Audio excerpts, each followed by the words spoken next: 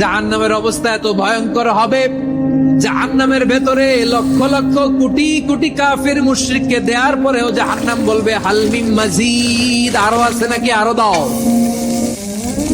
কোটি কোটি কাফেরের দল, মুশরিকের দল, সীমা লঙ্ঘনকারী দল, তাদেরকে যখন জাহান্নামে ফেলা হবে, বড় বড় পাথর খণ্ড জাহান্নামে ফেলা হবে, তারপরও জাহান্নাম বলবে হাল মিন মাজিদ, আরো আছে নাকি, দাও, আরো দাও, আরো দাও। আমার ক্ষুধা নিবারণ হয় নাই। জাহান্নামে তো উত্তপ্ত হবে, জ্বলন্ত হবে, ভয়ঙ্কর হবে। জাহান্নামের এক অংশ আরেক অংশকে খেয়ে ফেলবে। আল্লাহু আকবার। ফেরেশতারাও টালমাটাল হয়ে যাবে। জাহান্নামের রক্ষী ফেরেশতারা কি করবে তারা নিজেরাও বুঝতে পারবে না।